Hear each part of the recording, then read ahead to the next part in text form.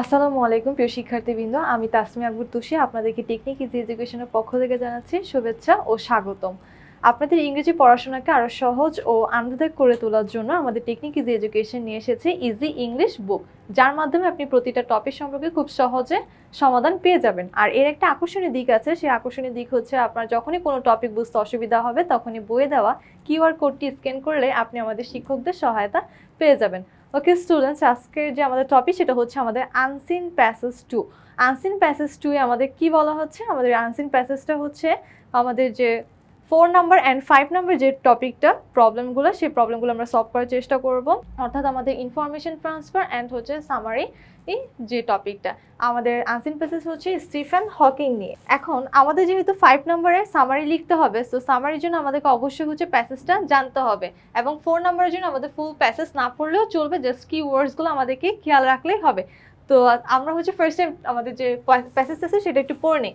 Stephen Hawking is, দেখেন, Stephen Hawking is considered the greatest physicist after Einstein. অর্থাৎ আইনস্টাইনের পর যদি কাউকে হচ্ছে সর্বশ্রেষ্ঠ একজন পদার্থবিজ্ঞানী বলা হয়, সেটা ছিল আমাদের স্টিফেন হকিং। এবং he was born in England 1942. He was very skilled in mathematics from an early age. He wrote the book, তার একটা বিখ্যাত বই ছিল যার নাম ছিল যে a brief history of time from the big bang to black holes in 1988। Okay, তারপরে হচ্ছে দেখেন, in his book he explained cosmology for the general public. It became famous and established his reputation as a great scientist. তারপরে হচ্ছে কি বলা হয়েছে, he received his PhD, তার PhD তিনি কোন বিষয় করেছিলেন, cosmology from Cambridge University in 1968। অর্থাৎ 1968 সালে তিনি ক্যামব্রিজ বিশ্ববিদ্যালয় থেকে কসমোলজি বা সৃষ্টি তত্ত্ব সম্পর্কে PhD সম্পন্ন করেছেন। But fortune did not favour him, তাহলে কি করেননি, তাহলে তার যে ভাগ্য তাকে কিন্তু কি করেনি, অনুগ্রহ করেনি তাকে। দেখেন ভাগ্য তাকে কি করেছেন, 1972 he became a victim of Gehrig's disease. এমন একটা রোগে আক্রান্ত, গেহরিক্স ডিজিজে আক্রান্ত হয়েছে, যার মাধ্যমে তার জীবন কি হুইল চেয়ারে কাটাতে হয়। অর্থাৎ he has been confined to a wheelchair with no power to control his body, but he continued his teaching through the help of a computer. কিন্তু তবু তিনি তার পড়াশোনাটা অফ করেন, তিনি কম্পিউটারের মাধ্যমে তার পড়াশোনাটা হচ্ছে চালিয়ে যেতে থাকেন। 1974 he won the prestigious Albert Einstein award for the theoretical physics. অর্থাৎ তিনি ফিজিক্স বিষয়ের জন্য, তত্ত্বীয় যে পদার্থবিজ্ঞান ছিল সেই পদার্থবিজ্ঞানের জন্য তিনি আলবার্ট আইনস্টাইন নামে একটা হচ্ছে পুরস্কার লাভ করেন। তারপর 1979 he join Cambridge university as কি হিসেবে, লুকাসিয়ান প্রফেসর অফ ম্যাথমেটিক্স। তারপর বলছে he carried out his research work using his computer. তারপর the greatest scientist breathed his last on 14 March 2018, অর্থাৎ 2018 সালে তিনি মারা যান। আপনি এখানে দেখেন কি কি ওয়ার্ড থেকে আসতে পারে, তার জন্মসাল থেকে আসতে পারে, তার সেই বই কোনটা ছিল সেটা, এবং তিনি কোন বিষয়ে পিএইচডি করেছেন, কসমোলজি, ক্যামব্রিজ ইউনিভার্সিটি থেকে 1968-এ। তারপরে তিনি হচ্ছে কি করেন, কখন থিওরিটিক্যাল ফিজিক্স জন্য কোন অ্যাওয়ার্ড পান, আলবার্ট আইনস্টাইন অ্যাওয়ার্ড। তারপর হচ্ছে 1979-এ তিনি কী করেন, ক্যামব্রিজ ইউনিভার্সিটিতে হচ্ছে জয়েন করেন লুকাসীয় প্রফেসর হিসেবে ম্যাথমেটিক্সে। তারপর তিনি কবে মারা যান, এই সব টপিকই দেখবেন আপনার 4 নাম্বার যেটা ছিল সে 4 নাম্বারে আসতে পারে। ওকে, আমরা আমাদের 4 নাম্বার হচ্ছে সলভ করার চেষ্টা করি। আচ্ছা দেখেন, ফার্স্টে আমাদের যে 4 নম্বরটা ছিল অ্যাবাউট প্রফেসর স্টিফেন হকিং, বলা হয়েছে কি বর্ন, অর্থাৎ কত সালে তিনি জন্মগ্রহণ করেন, আপনি সেটা লিখতে পারেন। তো আমরা কি শিখেছিলাম, আমরা যেটা জানতে পেরেছিলাম সেটা ছিল হচ্ছে তিনি জন্মগ্রহণ করেছিলেন, কত সালে ছিল সেটা, 1942-তে। অর্থাৎ এখানে লিখবেন কি 1942, ইন 1942। আপনি চাইলে ইংল্যান্ড কথাটাও লিখে দিতে পারেন। তারপর দেখেন, তারপর বলা হয়েছে is regarded as the greatest physics in the world. সবচেয়ে হচ্ছে সর্বোৎকৃষ্ট হচ্ছে পদার্থবিজ্ঞানী কাকে বলা হয়, আমরা জানি কাকে, আলবার্ট আইনস্টাইনকে। তাহলে এখানে হবে কি আপনার আইনস্টাইন হবে, এই যে আমাদের ফার্স্টে যেটা ছিল আর কি ছিল সেটা আইনস্টাইনকে। এখানে বলে নাই যে আপনার আইনস্টাইনের পরে কে হচ্ছে সর্বশ্রেষ্ঠ পদার্থবিজ্ঞানী, সেটা বলা হয়েছে যে সর্বশ্রেষ্ঠ পদার্থবিজ্ঞানী কে ছিলেন, আমাদের আইনস্টাইন ছিলেন, সেটা আমাদেরকে লিখতে হবে। ওকে, আমরা আমাদের পরের টপিকে যাই। আমাদের পরের টপিকে যেটা বলা হচ্ছে যে সেটা, এখানে তো আপনি বুঝছেনই যে আইনস্টাইন হবে, আমি জাস্ট লিখে রাখলাম, বুঝে নিয়েন। ফুল ফর্মটা প্যাসেজে দেওয়া আছে। তারপর বলছে Stephen Hawking was appointed as dash 1979 Cambridge university. তাহলে তিনি ক্যামব্রিজ ইউনিভার্সিটিতে তিনি কি বিষয়ে ছিলেন 1979-এ তাকে কি হিসেবে অ্যাপয়েন্টেড করা হয়েছিল? আমরা জানি যে তাকে কি করা হয়েছিল, লুকাসিয়ান কি ছিল, প্রফেসর ছিল কিসের, অফ ম্যাথমেটিক্স। আচ্ছা আমরা সেটা যাই।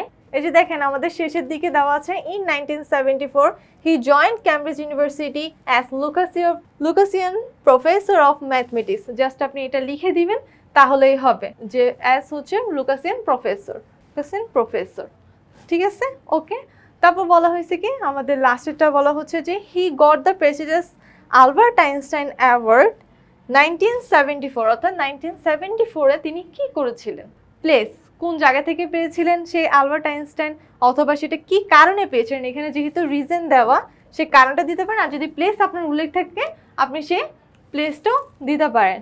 আচ্ছা আমরা যতটুকু জানতে পেরেছিলাম সেটা ছিল আপনার থিওরিটিক্যাল ফিজিক্সের জন্য দেওয়া হয়েছিল, তাহলে রিজন আপনি দিয়ে দিবেন কি থিওরিটিক্যাল ফিজিক্স, ওকে থিওরিটিক্যাল ফিজিক্সটা আপনি দিয়ে দিতে পারেন। তারপর বলা হয়েছে কি হি পাস্ট অ্যাওয়ে ড্যাশ, তাহলে তিনি পাস্ট অ্যাওয়ে মানে কি বলা হচ্ছে তিনি কবে মারা গিয়েছিলেন, আমরা জানি যে তিনি হচ্ছে 2018 সালে তিনি মারা গিয়েছিলেন। এই যে দেখেন 14 মার্চ 2018, তার লিখে দিবেন যে 2018, ওকে। তারপর আমরা আমাদের যে নেক্সট টপিক সেটাতে চলে যাই। দেখেন আমাদের যে 2 নাম্বার যেটা ছিল কমপ্লিট দ্য টেবিল, সেটা টেবিলের মধ্যে আপনার লাইফ স্প্যান অর্থাৎ তিনি কত বছর বেঁচে ছিলেন, কত দিন কত জীবনকাল সেটা জানতে চাই। Spend a life of dash years, এখানে যেহেতু আপনার ইয়ার্স কথা লিখেছে তার মানে আপনাকে উল্লেখ করতে হবে সে কত বছর তিনি বেঁচে ছিলেন। সে বেঁচে থাকার যে জিনিসটা বা ব্যাপারটা সেটা আপনি কীভাবে বের করবেন, আপনি তার জন্মসাল এবং মৃত্যুসাল থেকে আপনি জন্মসাল বাদ দিয়ে দিলে আপনি কিন্তু পেয়ে যাবেন। আমরা জানি যে তিনি হচ্ছে মারা গিয়েছিলেন 2018-তে, আর তিনি জন্মগ্রহণ করেছিলেন কত 1942-তে। তাহলে দেখেন আপনি এখান থেকে কাউন্ট করেন তাহলে এখানে থাকে 7, অর্থাৎ তিনি কত বছর বেঁচে ছিলেন, উনি ছিলেন এখানে 76 ইয়ার্সে, ওকে। তারপর দেখেন বলা হয়েছে স্টিফেন হকিং সেকেন্ড, যেটা আমাদের বলা হচ্ছে সেটা বলছে যে রট এ বুক 1988, তিনি আমরা কি জানি তিনি কোন বইটা লিখেছিলেন, ওই যে a brief history of time, সে পুরো বইয়ের নাম কিন্তু আপনাকে অবশ্যই উল্লেখ করতে হবে, একটু দেখেই দেই আপনাকে। এই যে দেখেন এখান থেকে পুরোটা দিতে হবে, a brief history of time from the big bang to black holes, এই পুরো বইয়ের নামটাই কিন্তু আপনাকে অবশ্যই উল্লেখ করতে হবে। তারপর দেখেন তারপর বলা হয়েছে যে লুকাসিয়ান প্রফেসর আচ্ছা 2K degree PhD in cosmology where time and হচ্ছে আপনাকে কি চেয়েছে ডেট, টাইম অ্যান্ড ডেট, অর্থাৎ 2K degree PhD in cosmology. তাহলে আমরা দেখি যে তিনি হচ্ছে কত সালে হচ্ছে নিয়েছিলেন কসমোলজি ডিগ্রিটা। আচ্ছা কসমোলজি যেটা ছিল আমাদের সেই কসমোলজিটা কি ছিল দেখেন 1968, অর্থাৎ যেহেতু এখানে টাইম অ্যান্ড ডেট চেয়েছে আপনি টাইম অথবা এই টাইমটা দিয়ে দিতে পারেন, তাহলে এটা হবে 1968, ওকে 2K ডিগ্রি এটা হবে 1968। তারপর দেখেন তারপর বলা হয়েছে যে 4 নাম্বারটার ক্ষেত্রে বলা হয়েছে কি যে appointed Stephen Hawking as a Lucasian professor 1979, তাহলে 1979-এ তাকে হচ্ছে কে গণিতের একটা হচ্ছে অধ্যাপক হিসেবে নিয়েছিলেন, তাহলে আমরা দিতে পারি কে নিয়েছিলেন সেটা আমরা জানি যে ক্যামব্রিজ ইউনিভার্সিটি, ওকে। আমরা আপনাদেরকে দেখিয়ে দিচ্ছি।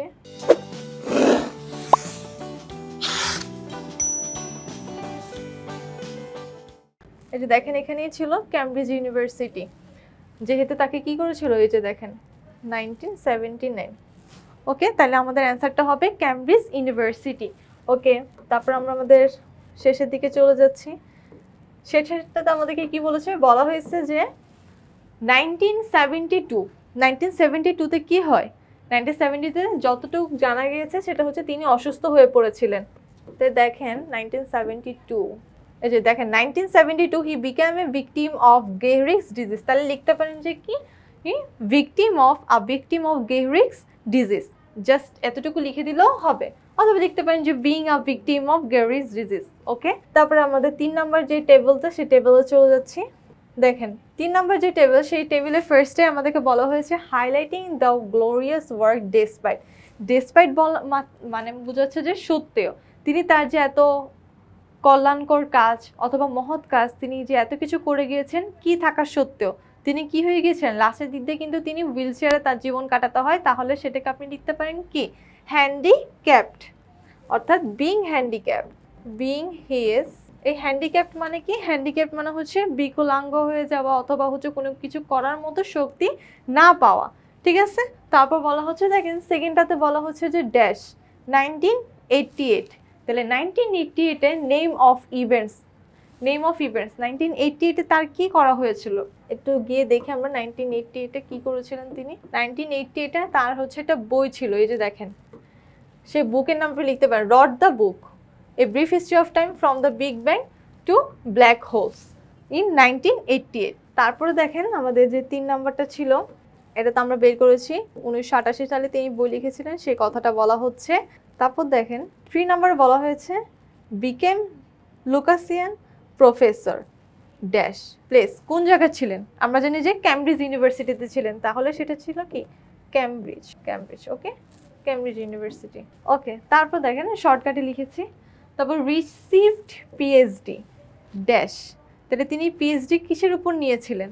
তারপর বলা হয়েছে ইয়ার অথবা, এখানে বলছে কি ইয়ার অথবা টাইম লিখতে, এবং বলা হয়েছে কি, ওকে, এখন আমরা ইয়ার অথবা টাইমে যাই। রিসিভড পিএইচডি, তাহলে দেখেন রিসিভ পিএইচডি কসমোলজি 1968, অর্থাৎ সালটা হবে আমার 1968, 1968। তারপর বলা হয়েছে 1974 এ কি অ্যাচিভমেন্ট তার ছিল? 1974 এর অ্যাচিভমেন্টটাতে আমরা যাই, যে 1974 এ তার যে কি অ্যাচিভমেন্ট ছিল সেটা আমাদেরকে বের করতে হবে, ওকে। 1974 এ দেখেন he won the prestigious Albert Einstein award for theoretical physics. আপনি জাস্ট লিখতে পারেন যে কি ওন দ্য, এখান থেকে আপনি লিখতে পারেন on the prestigious Albert, just prestigious Albert Einstein award, এই এতটুকু আপনি জাস্ট লিখতে পারেন, এর বেশি কিছু লেখা লাগবে না, ওকে। মুছে দিচ্ছি, যতটুকু লিখতে হবে জাস্ট এতটুকু লিখলেই হবে। তারপর দেখেন আমাদের যে লাস্টের টুকু 4 নাম্বারে যাই আমরা।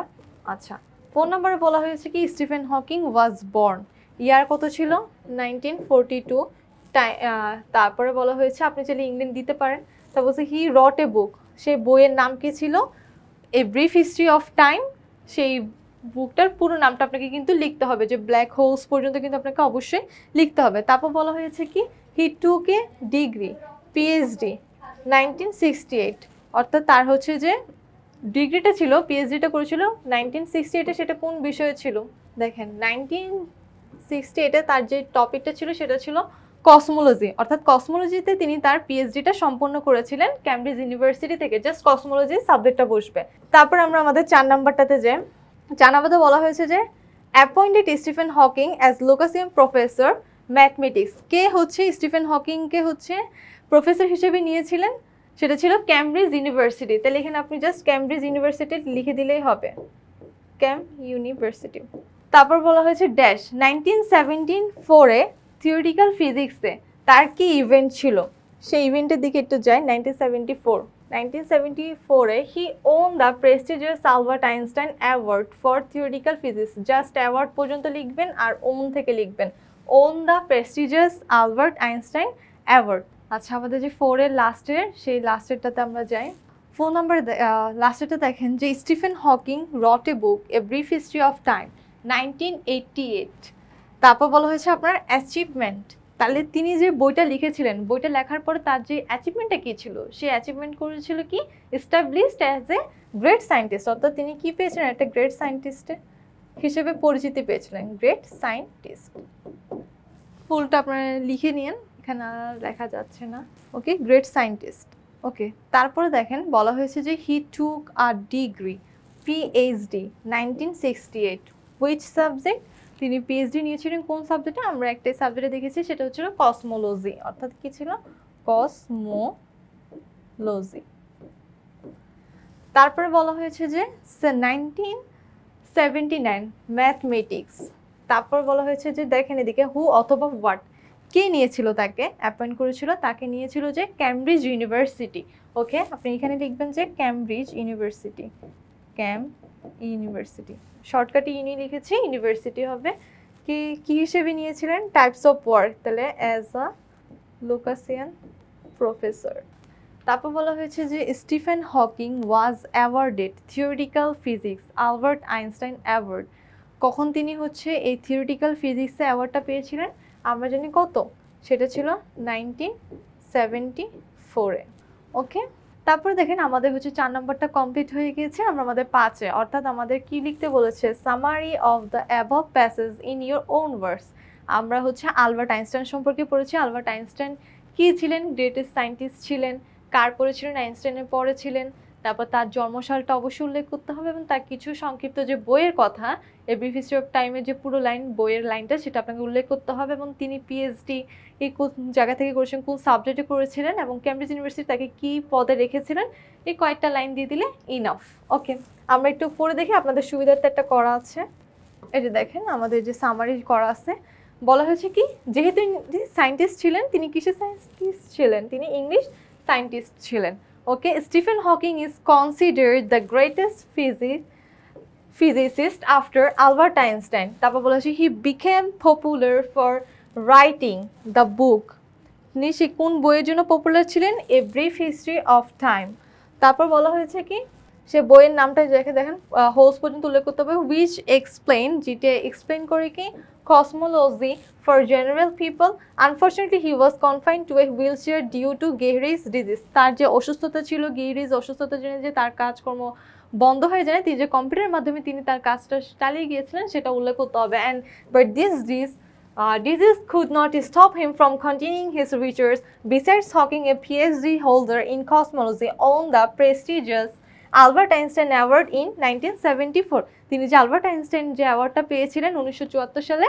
তারপরে বলেছে this great scientist kept himself busy in research until his death in March. এখানে দেখেন এই ওয়ার্ডটা হবে আপনার মার্চ। বই অবশ্যই আমাদের সঠিক ওয়ার্ডটা দেওয়া আছে 14/2018 ইউজিং হিজ কম্পিউটার। তো কম্পিউটারের মাধ্যমে তিনি তার যে কাজটা ছিল সেটা চালিয়ে যান।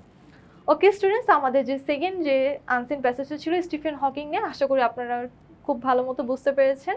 যদি কোনো বুঝতে অসুবিধা হয় আপনি আমাদের যে কিউআর কোডটি আছে সেটা স্ক্যান করে আপনি আবার বুঝে নিন। এখনও যারা আমাদের ইজি ইংলিশ বইটা সংগ্রহ করেনি, খুব তাড়াতাড়ি সংগ্রহ করে নেন। আপনাদের সুবিধাতে এই বইটি করা হয়েছে যেন আপনার প্রতিটা টপিক সম্পর্কে সুস্পষ্ট একটা ধারণা পান। আল্লাহ হাফেজ, আসসালামু আলাইকুম।